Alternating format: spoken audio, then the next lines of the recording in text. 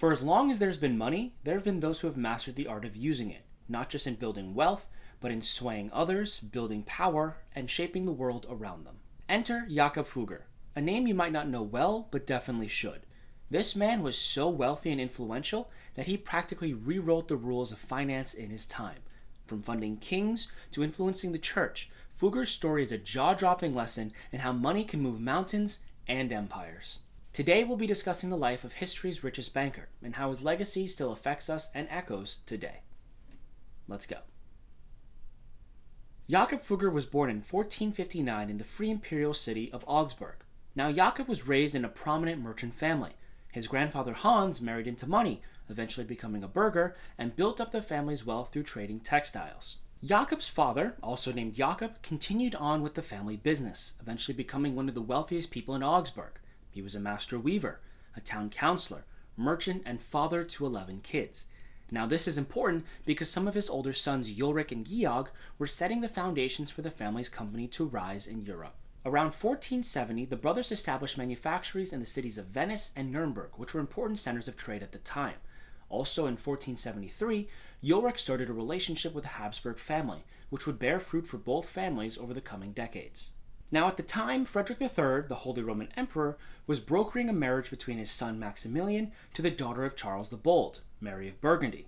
Now Frederick knew he had to dress to impress, but unfortunately he was a bit tight on money.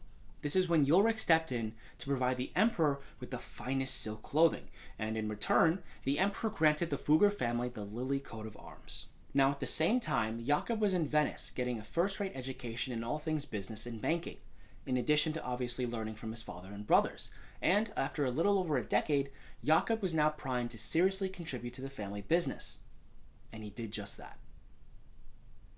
Now in 1485, Jakob was given the green light to expand the family business into the mining industry. Thus, he headed off to Schwaz, Austria. This is where Jakob met another member of the Habsburg family, Sigismund, the Archduke of Austria and the ruler of Tyrol. Now Sigismund was cousins with Emperor Frederick III and was put in charge of growing the country's mining industry. Private investors would come to Sigismund for a permit, and he would grant it in addition to taking a cut of the profits. While Sigismund was making good money, he also spent more than he earned and liked getting in trouble with his neighbor the Venetians. He eventually earned the epithet rich in coin due to his reforms of coinage, but of course this is funny because he constantly needed money. Anyway, Sigismund was short on cash and turned to Jakob for a loan, of course which he provided. In return, Jakob gained the rights to the area's silver mines on very favorable terms. Now a silver mine by itself is a very sweet deal, but we also have to take in consideration everything else happening at the same time, one of which was massive leaps in metallurgy, allowing the actual separation of silver from other metals to be significantly more economically friendly. So the demand for silver and copper, along with the lead and mercury needed for the separation process, exploded. Knowing all of this, Jakob Fugger and his family started investing in the mining industry, buying up other mines, specifically copper mines, and smelting plants. And as a result, their family's fortune exploded in value. In 1493, the Holy Roman Emperor Frederick III died and was succeeded by his co-regent and son Maximilian. Now Maximilian, like his first cousin once removed, Sigismund, liked to spend a lot of money, of course which he didn't have. He may have been the most powerful man in Europe on paper, but behind the scenes it was Jakob Fugger who was bankrolling his holy brokenness. And over the course of Maximilian's reign, he was able to conquer the kingdoms of Spain, Bohemia, and Hungary, not by war, but by political marriages, which were funded by Jakob Fugger. Fugger was even granted the title of Imperial Count in 1514, and eventually became the lord of over 50 villages. Now spoiler alert, people don't live forever, and this was the case for Maximilian in 1519. Now up until this point, the Fuggers had invested a great deal into the Habsburgs, 2 generations worth, and did not want their investments to go away. So with the election starting for the new emperor of the Holy Roman Empire, the Fuggers invested heavily into Maximilian's grandson, Charles. Now Charles had to secure the vote of the electors, but there were other contenders, French King Francis I and Frederick III, Elector of Saxony. Well, at the time, in order to persuade electors, you essentially had to bribe them. And, not to be outdone by anybody else, Jakob persuaded these electors with an eye-watering 850,000 guilders, of which he provided 550,000 of his own. And, wouldn't you know it, Charles was unanimously elected. Now, if you were to remember anything of European history at the time, it would be that the two most powerful players were the Habsburgs and the papacy. And at this point, the Habsburgs had proved that even the most powerful people will bend to the will of money. So, what would make the papacy any different? At the time, the Pope was Leo X. You may recognize him better by his birth name, Giovanni de Lorenzo de' Medici, the second son of Lorenzo de' Medici, the ruler of the Florentine Empire. Yeah, the Fuggers were not the only puppet masters in Europe. Anyway, Pope Leo X wished to elevate the Vatican and make it more grand. The Vatican had already taken out loans with Jakob Fugger in 1500 to build the Sistine Chapel, St. Peter's Basilica, and other buildings within the Vatican. And in order to get more financing for these projects, Leo X started selling holy positions within the church. One such position was the Archbishop of Mainz, which was second in overall power in the Holy Roman Empire only to the Emperor. Now, Albert of Hohenzollern wanted this seat and got a loan from, you guessed it, Jakob Fugger. Now, in order to pay back this loan, the new Archbishop of Mainz convinced the Pope to let him sell indulgences and increase taxes on the German people.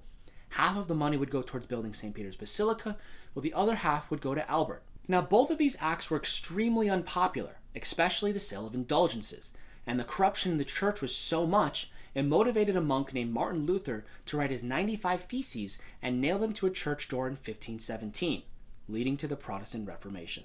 Yeah, crazy, right? A corrupt pope and a loan ended up causing a schism in the church, and centuries of violence to go with it.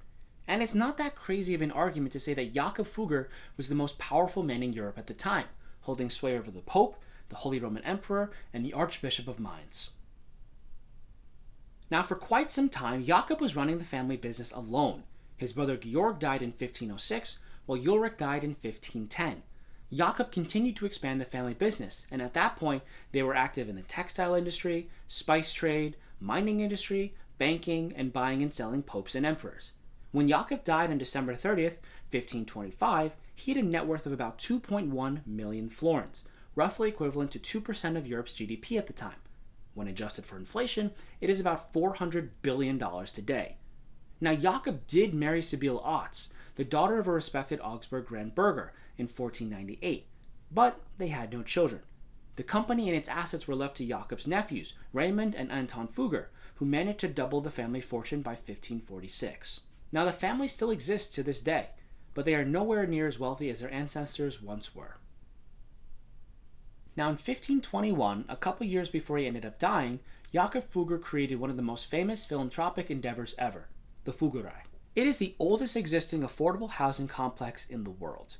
It is located in Jakob's hometown of Augsburg, and there are 67 buildings, 142 apartments, and one church. About 150 residents of the Catholic faith live here and have to pay 1 florin, about 0.88 euros a year, in rent, in addition to 3 daily prayers. The rent has not changed since its founding, and the complex has become quite the tourist attraction. Jakob Fugger was one of the wealthiest and most influential people in human history, and yet many people don't know he existed.